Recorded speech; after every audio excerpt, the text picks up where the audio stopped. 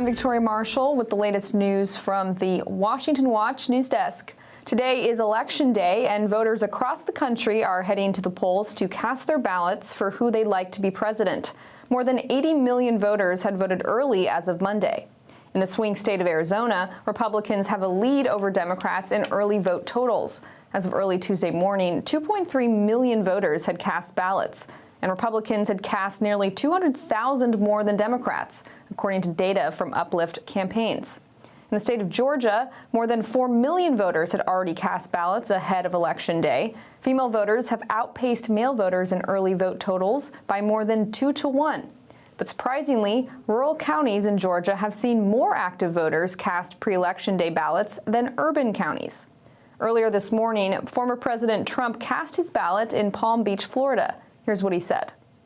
It looks like we have a very substantial lead. It looks like we have many more Republicans voting today than Democrats. So if you have a lead and we have a bigger vote, that means you're doing very well. But they have to call a winner.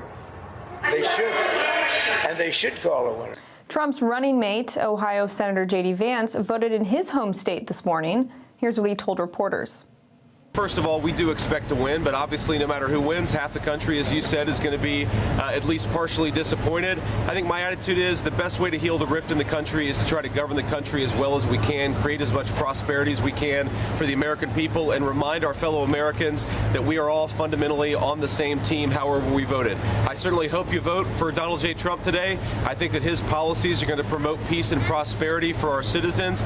But if you vote the wrong way, in my view, I'm still going to love you. I'm still going to treat you as a fellow citizen, and if I am lucky enough to be your vice president, I'm going to fight hard for your dreams and for your family over the next 4 years. Last night, both Vice President Harris and Trump gave their final pitch to voters on why they should be elected president in a nail-bitingly close race. Here's what Harris said at a rally in Allentown, Pennsylvania.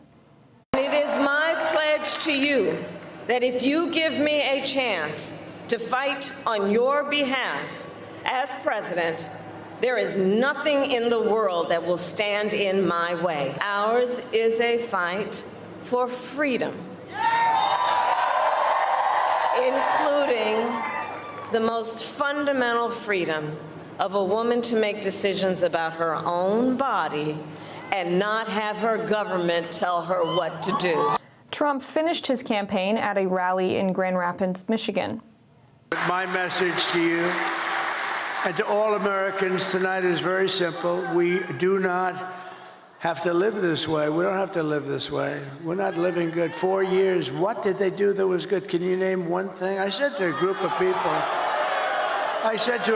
people, what have they done? Everything's a disaster, but we don't have to settle for weakness and incompetence and decline and decay. That's a nice word, decay.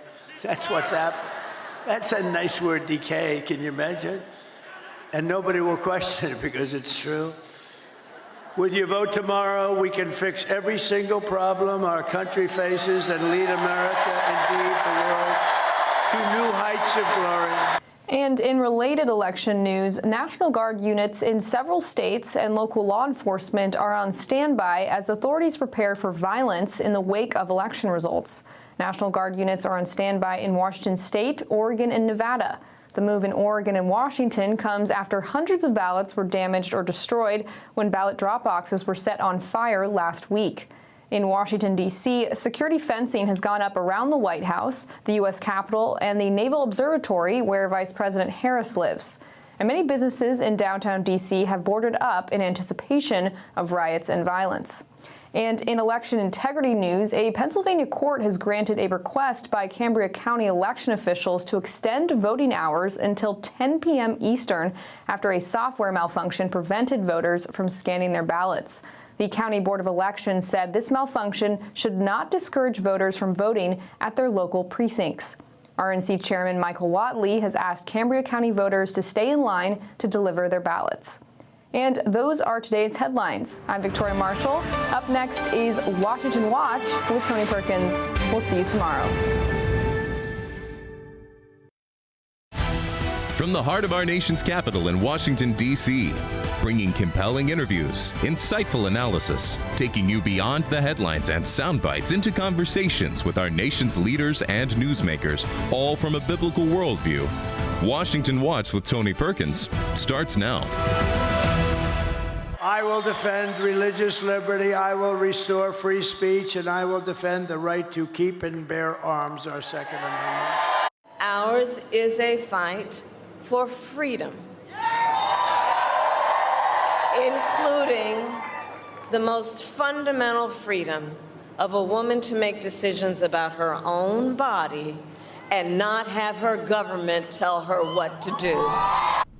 Two fundamentally different views of freedom. That was former President Donald Trump and Vice President Kamala Harris, each making their final appeals to voters yesterday.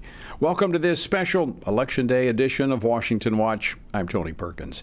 Tonight at 8:30 p.m. Eastern Time, Pastor Jack Hibbs and I will have live election night coverage on Pray Vote Stand Decision 2024. You can join us through the Stand Firm app or the Real Life Network app. To get a link, simply text APP, that's APP, to 67742, 67742, and I'll send you a link. In just a moment, we'll get an election update from FRC Actions Director Matt Carpenter.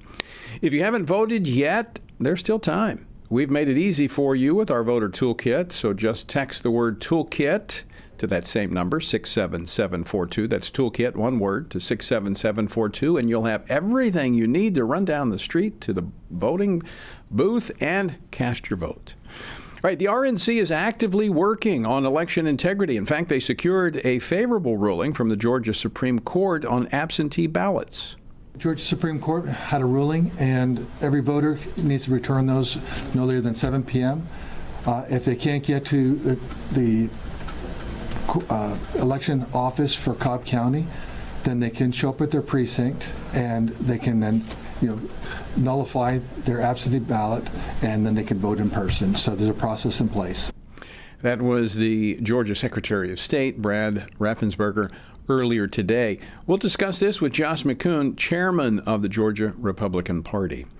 And a House committee, the House Subcommittee on Health Care and Financial Services, has announced an oversight investigation into a multi-million-dollar taxpayer-funded study that was funded by the National Institutes of Health into the effects of puberty blockers for transgender youth. Well, the report has been hidden from the public because the principal researcher did not like the results. Congressman Glenn Grothman, a member of the committee, will join us with more. Finally, amid escalating tensions, Iran is once again threatening retaliation toward Israel. We would certainly respond to the Israeli aggression in a proper time and in a proper manner, in a very measured and well-calculated manner. That was Iran's Foreign Minister Abbas Araghchi speaking alongside Pakistan's Foreign Minister. Could this conflict risk further destabilizing the Middle East and endangering Israel, especially as we look at this time between the election and a new administration taking office? FRC's Executive Vice President, retired Lieutenant General Jerry Boykin, will join us for that discussion. And again, I invite you to join Pastor Jack Hibbs and I for the Pray Vote Stand Decision 2024 tonight, beginning at 8:30 p.m. Eastern Time.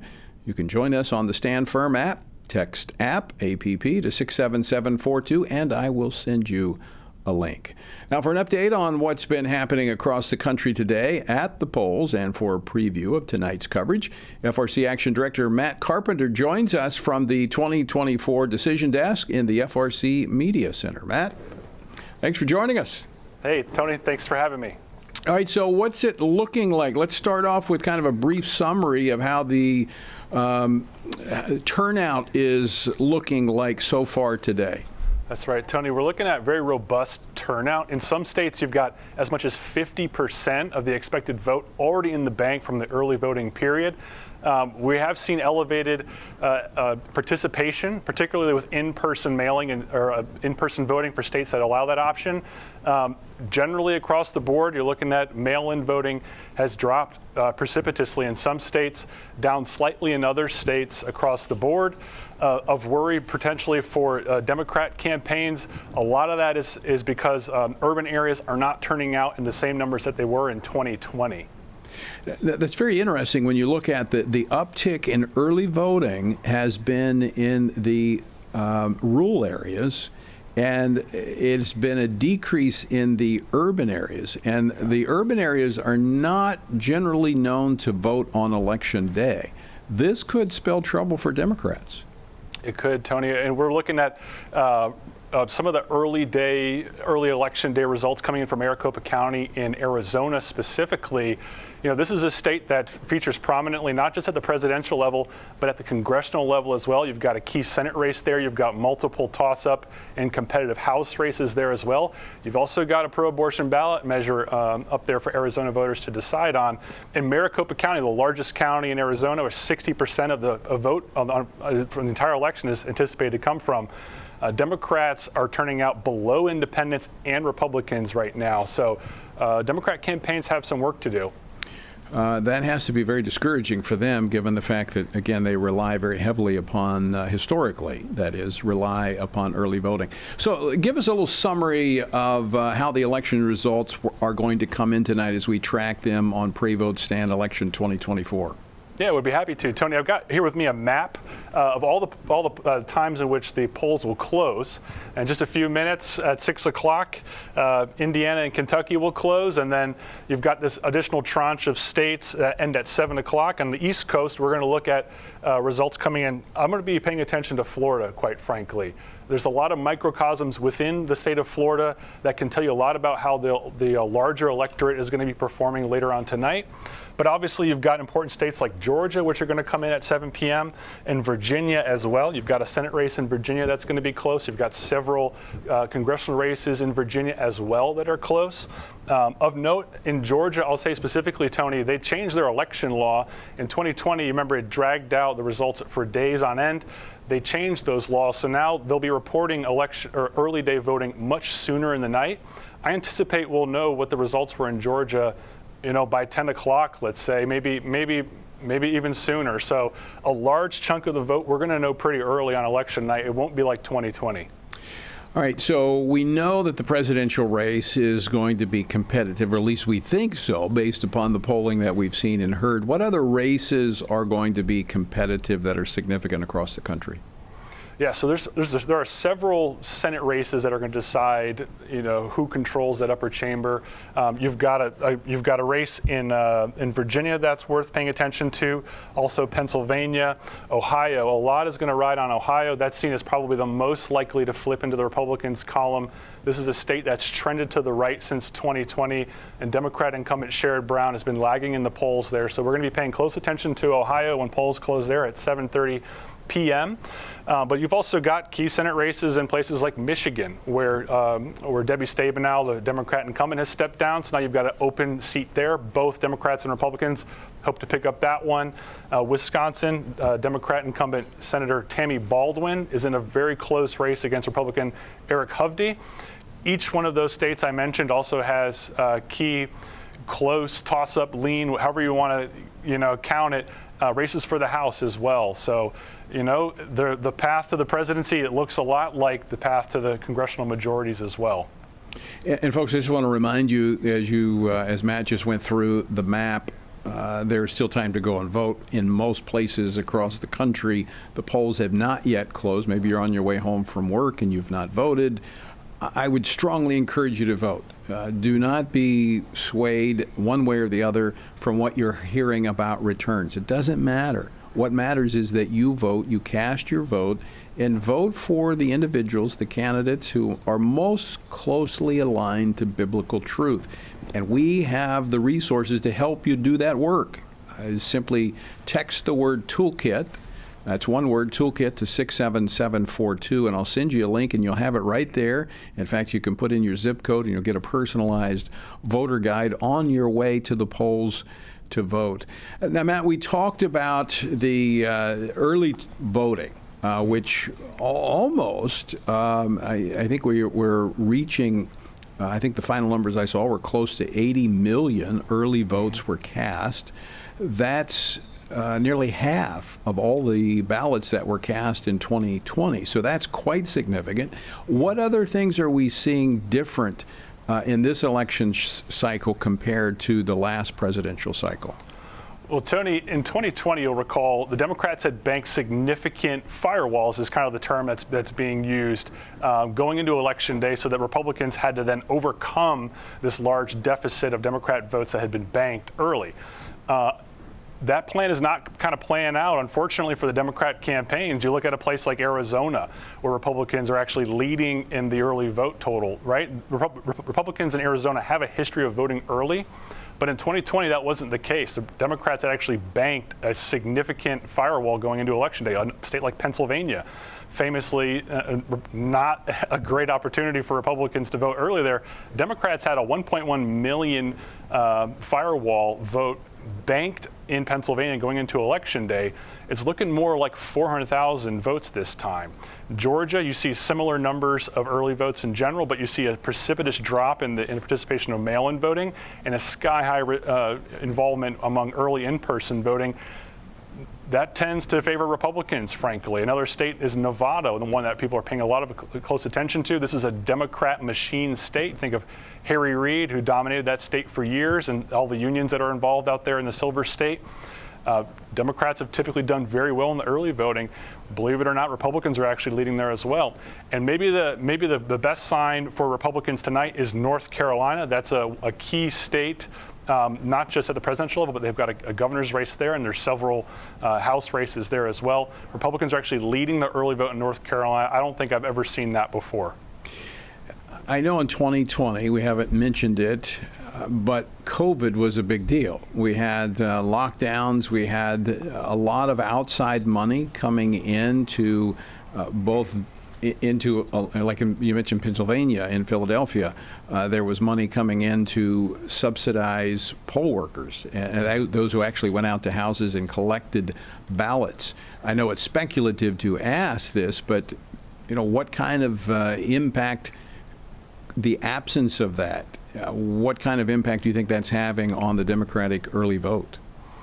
Well, I think, frankly, you mentioned kind of the third-party groups getting involved and sort of co-opting, in essence, Tony, the work of election administration in the precinct level to cure ballots, to encourage people of a certain demographic to vote, for example. That's not played out this election. Many states took the opportunity after the 2020 election to actually prohibit that activity this election. So we're not likely to see that shenanigans at least happen officially. I don't know if it's happening, unofficially, but that's not really been the story of this election, at least not in early voting so far.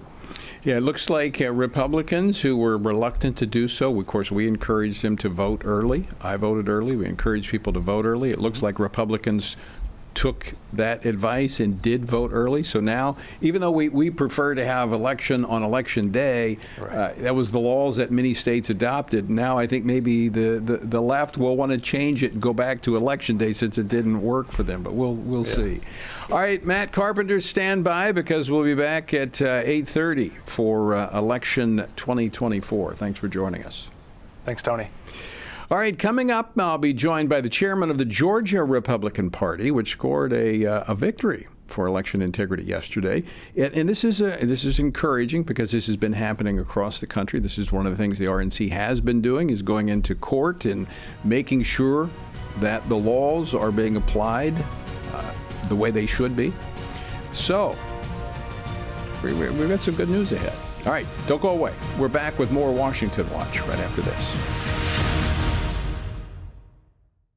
Election night is almost here. Join FRC and Real Life Network for exclusive live coverage from coast to coast. With host Tony Perkins and Jack Hibbs, you'll hear from an incredible slate of guests, including members of Congress and political heavyweights from around the globe. We'll dive into the issues that matter and give you the biblical perspective. Pray that America chooses wisely. Join us on November 5th as we watch history unfold.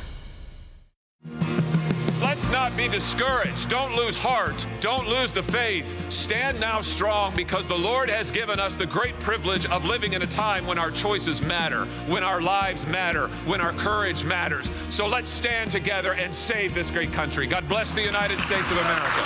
The American Republic has a freedom like no other. It has roots in the scriptures, far more than any other heritage. And if we as followers of Jesus and conservatives don't defend it, who will? Neutrality is not an option. There are many Christians who believe that if we just keep our heads down, if we just don't say the wrong thing, that somehow we will come out of this unscathed. You're naive if you think that. Because what they want from us is not our silence. What they want from us is our submission. Part of the dilemma of Christianity in our generation is that we've relied a little too much on human wisdom and human reasoning, human strength, human resource, and we've relied too little on the power of God and God's ability to open doors that we can't open and do things that we couldn't even hope to begin to do. This may not be an easy task, but we are living in a moment of challenge, but also of great opportunity. And we know, always, that we are not alone, that His Spirit empowers us and protects us, and that He can do the unimaginable. Dobbs, after all, was never supposed to happen. Father, we thank you. You have entrusted us with this moment in history, and I pray that we would be found faithful, and that as a result of our faithfulness to you, that thousands, millions would come into the kingdom as they would experience the forgiveness of sin and the new life that is found only in Jesus Christ. Amen. Are you a Christian parent looking to raise a spiritual champion in today's culture? Renowned author George Barna has written a new book, Raising Spiritual Champions. This book offers valuable insights based on extensive research conducted by George Barna, the Family Research Council, and Arizona Christian University. Learn how to help your children discern biblical truth and find compelling meaning and purpose. Don't miss out on this essential resource for parents. Order your copy today.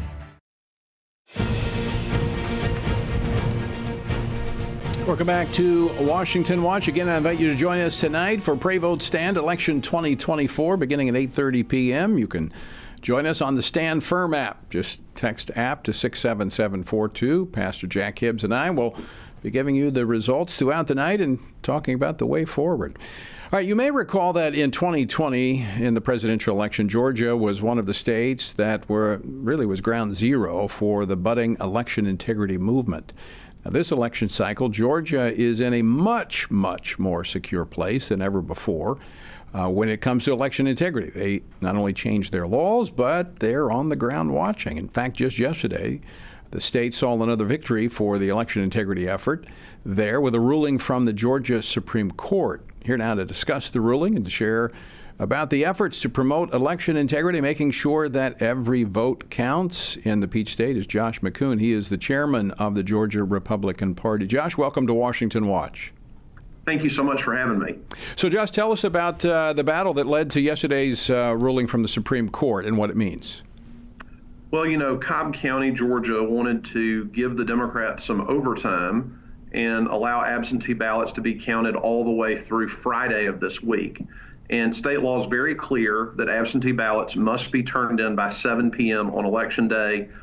Even though we did not get a satisfactory ruling at the trial court, Republican National Committee joined us. We appealed to the Georgia Supreme Court, and yesterday they ruled that all absentee ballots to be counted in this election must be cast by 7 p.m. today. Now, Josh, this looks a little suspicious. I mean, last minute, 3,200 requests were made, like, at the deadline. I mean, that just, it doesn't really pass the smell test. No, we've seen this movie before, and we were ready for it. I think that's kind of one of the key differences between 2020 and 2024. Our legal team was ready to go.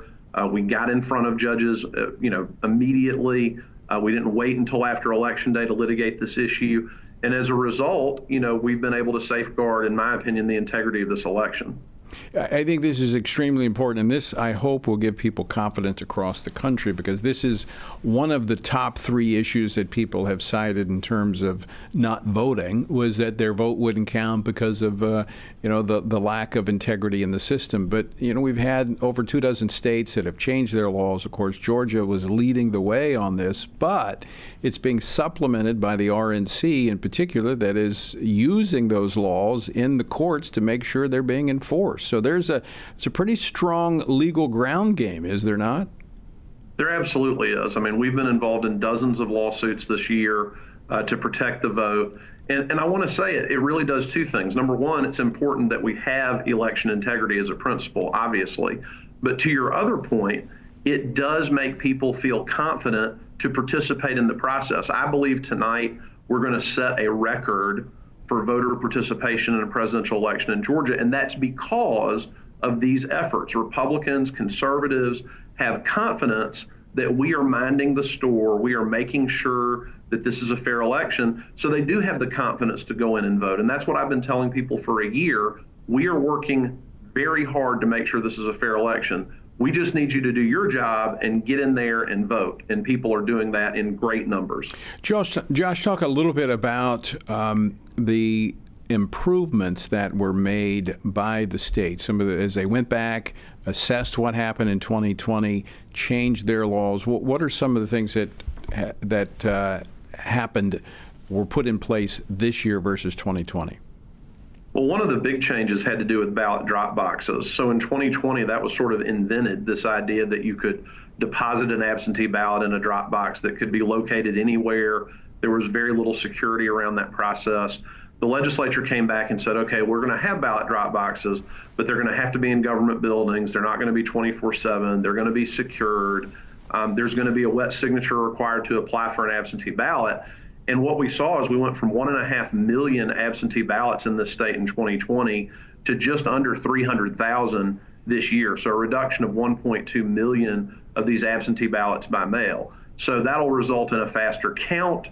I also think it increases people's confidence in the election. The more people we have presenting themselves in person, displaying a photo ID, verifying their identity, that's a huge part and a huge win, in my opinion, about election integrity here. And I'll mention one other thing, which is the early voting that's taken place must be counted in Georgia by 8 p.m. tonight.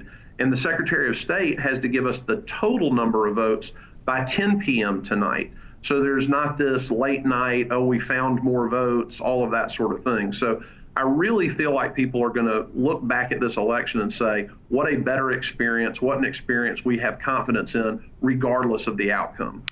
So, Josh, do you think that there were some weaknesses in the system prior that, we just kind of, everybody's going to do the right thing, but we had people that didn't do the right thing? And do you think those weaknesses were exploited in 2020?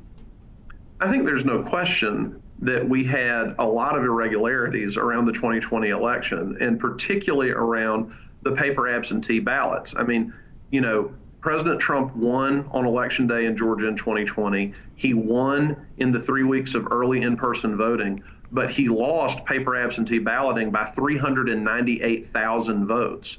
And, that generally doesn't happen. Generally, you see a trend among all different voting methods.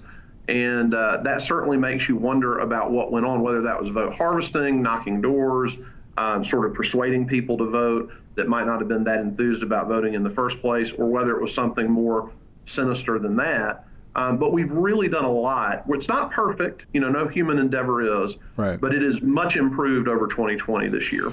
Josh, final question for you. Got about 45 seconds left. What's your response to those who say that these efforts amount to voter suppression?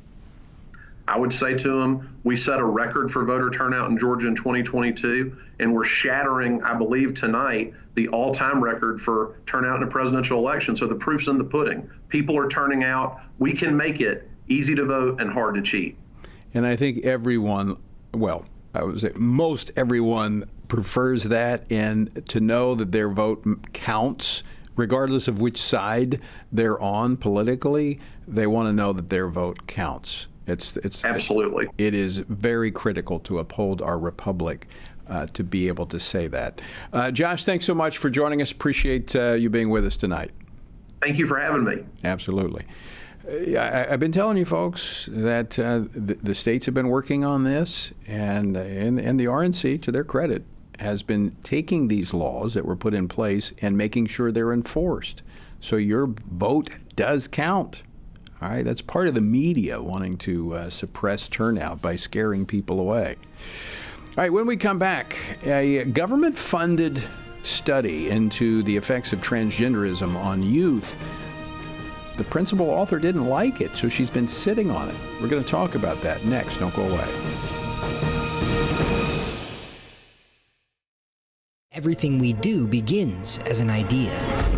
Before there can be acts of courage, there must be the belief that some things are worth sacrificing for. Before there can be marriage, there is the idea that man should not be alone. Before there was freedom, there was the idea that individuals are created equal.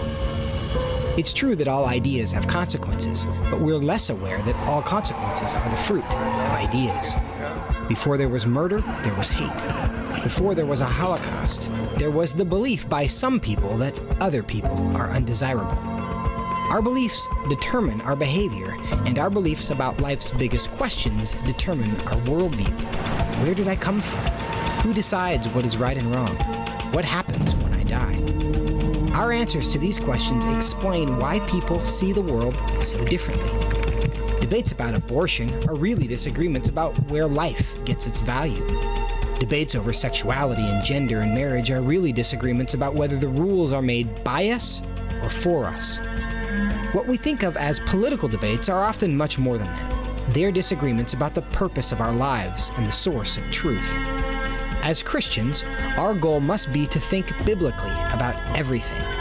Our goal is to help you see beyond red and blue, left and right, to see the battle of ideas at the root of it all. Our goal is to equip Christians with a biblical worldview and help them advance and defend the faith in their families, communities, and the public square. Cultural renewal doesn't begin with campaigns and elections. It begins with individuals turning from lies to truth. But that won't happen if people can't recognize a lie and don't believe truth exists. We want to help you see the spiritual war behind the political war, the truth claims behind the press release, and the forest from the trees.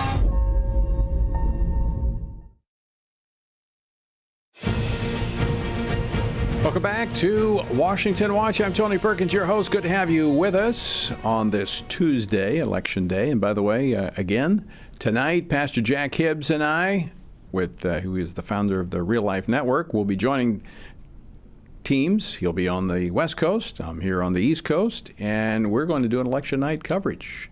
So you can join us beginning at 8:30 p.m. Eastern Time by downloading the Stand Firm app, or simply text the word app to 67742. That's app to 67742.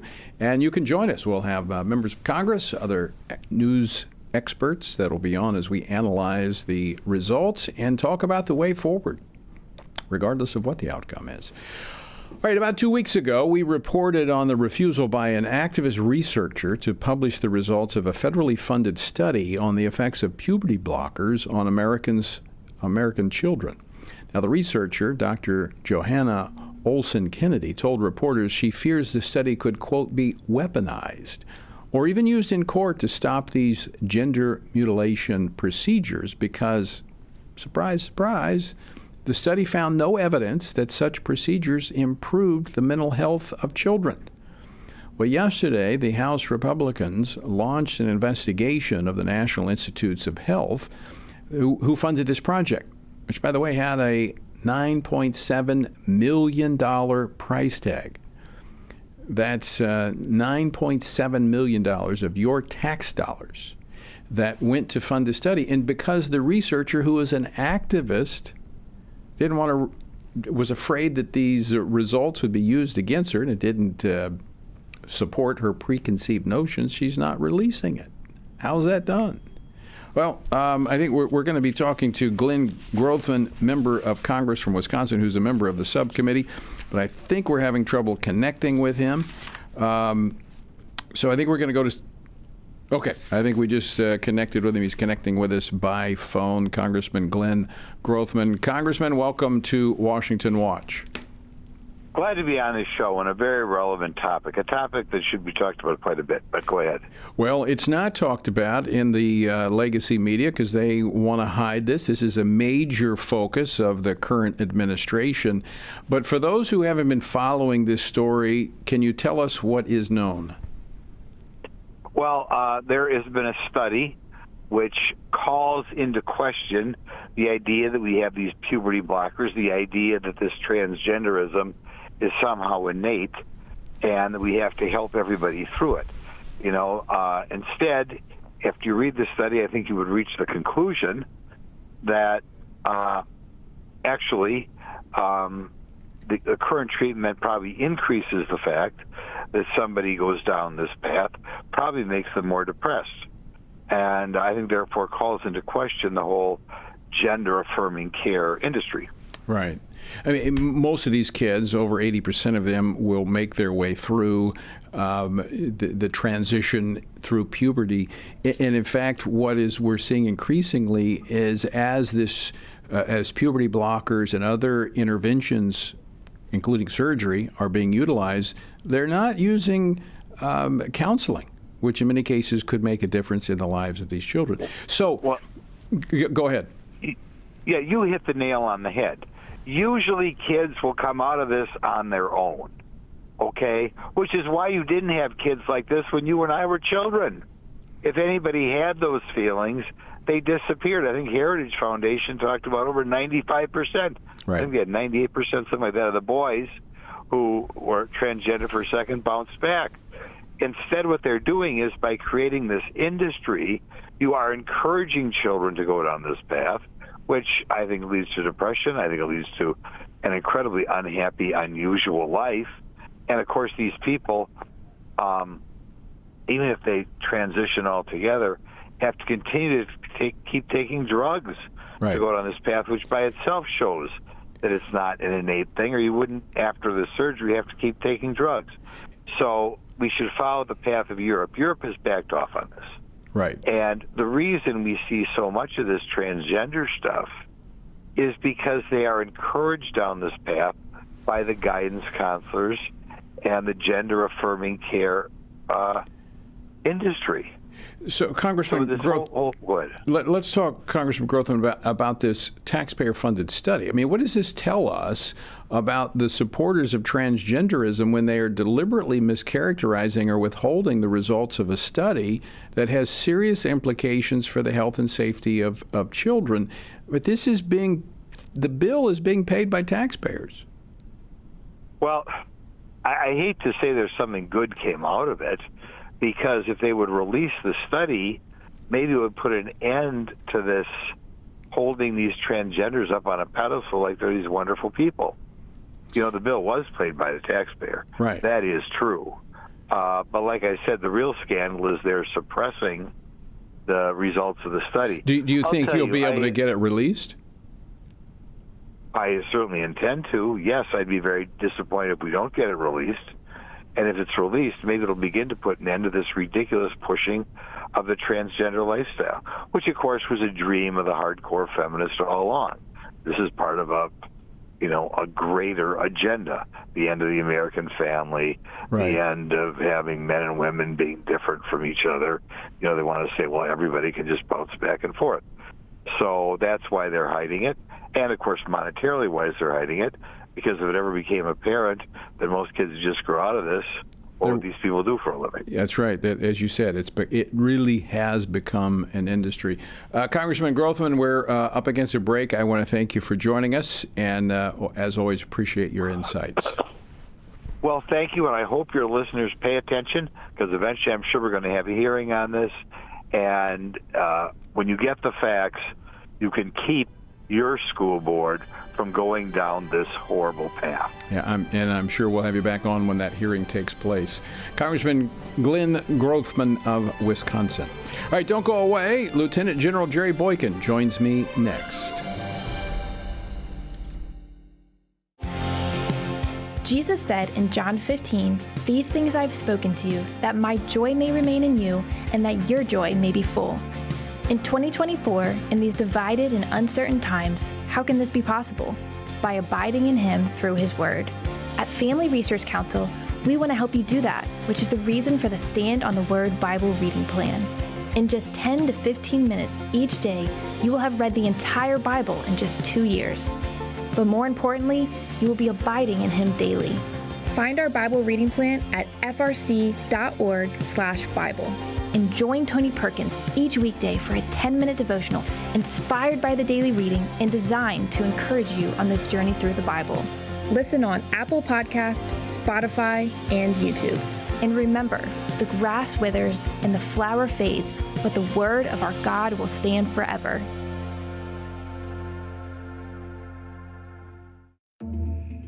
The world is hurting, streets are filled with crime, families are broken, sin is celebrated, and God is mocked. Everywhere we look, the wages of our sin are on full display. As Christians, we know that surrender to God's will is the solution to our biggest problems, but not everyone agrees. Even in church, we hear people say the most important thing is to be tolerant, that we shouldn't impose our morality on other people, and that loving our neighbor means celebrating what they do. But you can't do that. It's not that you don't love your neighbor, you do, but you care about God's opinion more than your neighbor's opinion, and this makes you different. In fact, sometimes it makes you feel alone, like you're the only one. But there is good news. You are not alone, not even close. Research has found that there are 59 million American adults who are a lot like you. There are millions of people around the country who are born again, deeply committed to practicing their faith, and believe the Bible is the reliable Word of God. But that's not all.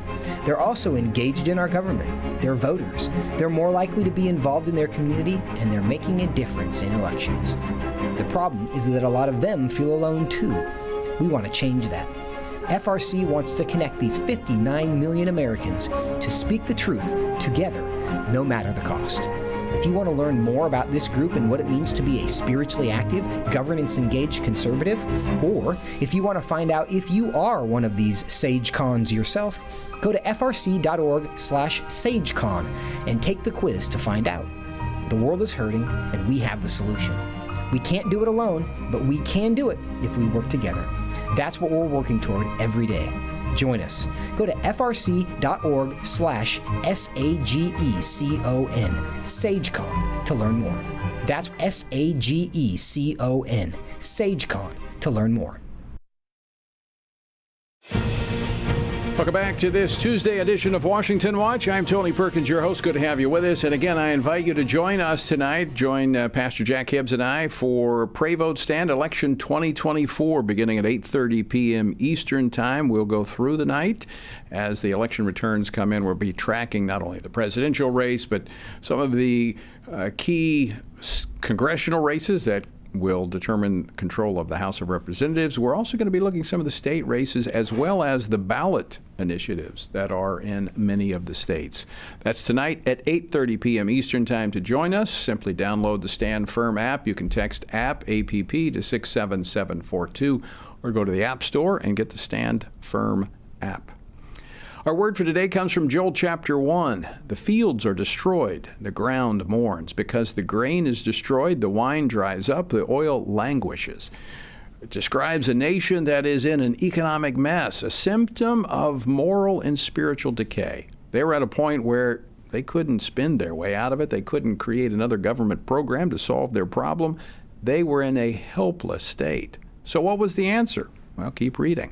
Verse 13, put on sackcloth and lament. O priest, wail. O ministers of the altar, go in, pass the night in sackcloth. O ministers of my God, because grain offering and drink offerings are withheld from the house of your God. Consecrate a fast. Call a solemn assembly. Gather the elders and all the inhabitants of the land to the house of the Lord your God and cry out to the Lord. The solution? The spiritual leaders were to start leading spiritually, leading the people back to God. Pastors, don't wait for your mayor, don't wait for your governor, don't wait for the president. You lead the people back to God. To join us in our journey through the Bible, text Bible to 67742. Now we say quite often, and it's true, elections have consequences. We've seen that over the last 4 years. And the elections here in the United States don't just have consequences for our nation, but they also have consequences for other nations as well. And we've clearly seen that throughout the Biden-Harris administration. No doubt America's adversaries like Iran are watching this election very closely. Israeli intelligence has even suggested that Tehran may be preparing to attack the Jewish nation sometime after the election, but before the inauguration. An attack that Iran's Ayatollah says would be teeth-breaking. Now, how might the outcome of this election alter the trajectory of the conflict in the Middle East? And what could the implications be for the rest of the world, as well as for the U.S.? Joining us now in studio with his analysis on the situation is retired Lieutenant General Jerry Boykin, Executive Vice President here at the Family Research Council. General Boykin spent his last 4 years of his 36-and-a-half-year military career serving as the Deputy Undersecretary of Defense for Intelligence. He was one of the original members of the U.S. Army's Delta Force. General Boykin, welcome back to Washington Watch. Good to have you. Thank you. Here. It's good to be here with you. So let's talk first. What is your reaction to what we're hearing from Iran about a response to Israel's retaliatory attack against them? Yeah, if you go through and look at it very carefully, the Iranians are kind of sending, in my view, two signals. One is that it's going to be bone crushing, it's going to be tooth breaking. And then you also have the foreign minister that's over in Pakistan speaking to the world media saying, we don't want war.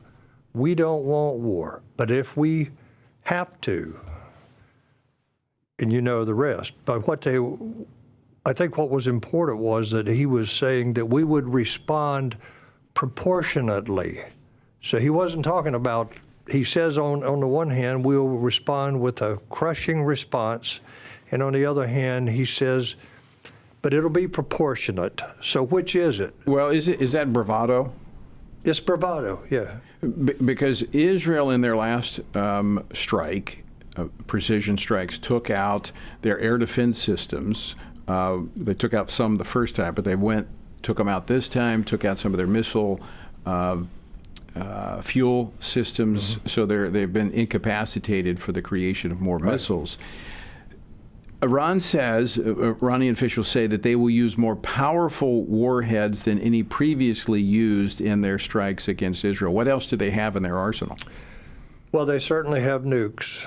I think there is a very good chance that they have nuclear weapons, or if they don't have them, they're pretty close to having them. And I think that that's been an issue throughout this whole administration as to what are we doing about trying to slow them down on the development of a nuclear weapon? And the answer is nothing. We've been giving them money. We've given them money multiple times.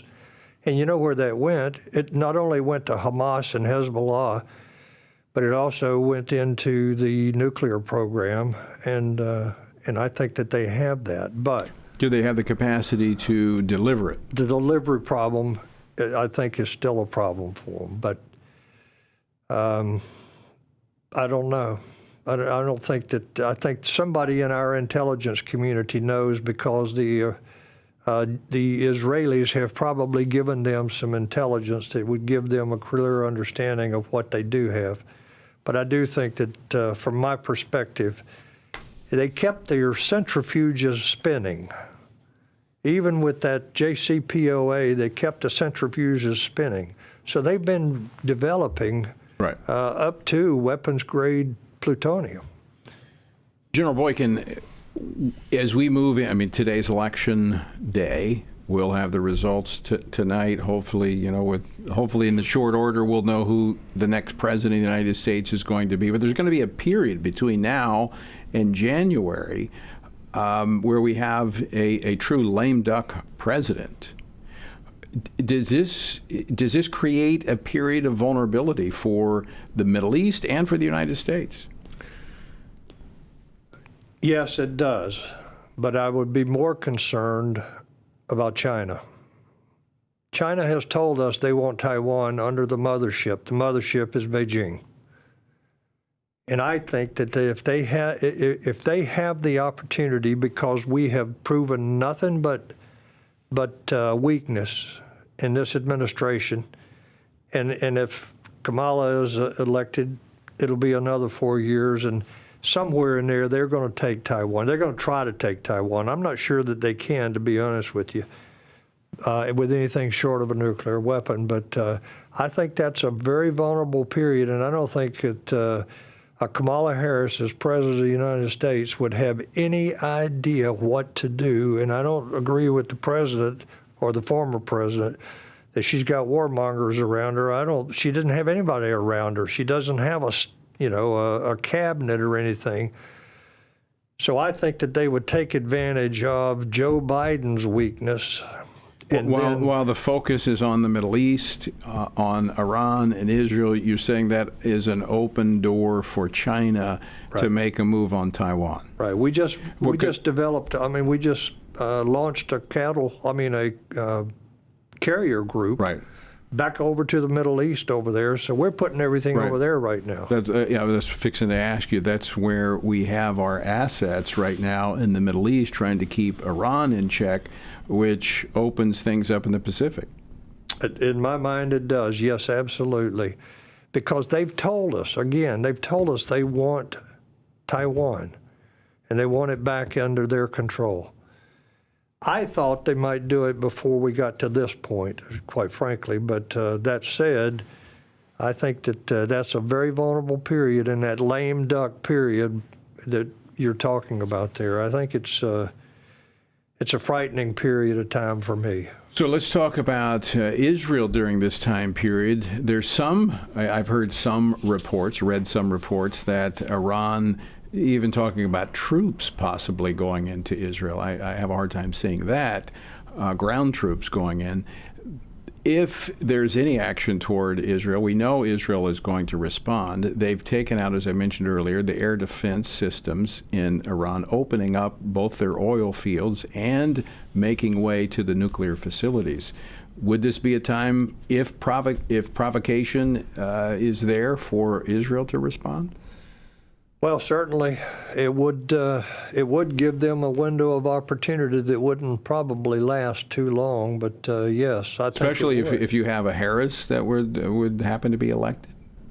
If you have what? If Kamala Harris were to be elected president. Absolutely, worst scenario. That's the worst case. So now scenario. Would be the time for if she is in the waiting to be president. This would be the time for them to act. That's right. Now they showed in the October raid that the retaliatory strike against Iran, that they could do this on their own. To my knowledge, I've not seen where the U.S. aided them in that strike against Iran. Am I correct or not? Well, I'm thinking back of a project that I worked when I was still in the Pentagon. I'm sure that the intelligence that they used, some of that came from the United States. So I think we did give them at least intelligence as to where these things that they were going to bomb, these military installation, these storage depots, that type of thing. I'm quite sure that we gave them. But in terms of the mechanics of their fighter jets, the refueling, all of that activity was done by the Israeli Defense Forces? I don't know that. That's the problem. There wasn't. I'll just say this and try to stay out of trouble. There has been a plan for the United States to be prepared to support them. It was aimed at supporting them if they were developing nuclear weapons, and it's an old plan. But there was some, and this is a different administration, but there was some discussion and thought that went into what would the United States need to do to help them, and one of their limitations was tankers. And we would have to provide them with tankers. And then there was also, I don't think it was any secret, that the Saudi Arabia said to them, we'll give you an airfield that you can refuel and rearm. And I don't know whether that's still intact or not, but that was part of what they were depending on to be able to go in there. It's a long way over to where they got to go. So, General Jerry Boykin, when we look at the geopolitical landscape in the Middle East, we look at it from both a political standpoint as well as a military standpoint. The Middle East is on fire right now. The whole world is, Tony, but the Middle East is the epicenter of it right now. You spent 36 and a half years in the United States Army. As I mentioned, your last assignment, the Pentagon, was basically in intelligence looking at these things. Right. When you look at from a scale of 1 to 10, how vulnerable is the world right now to global conflict?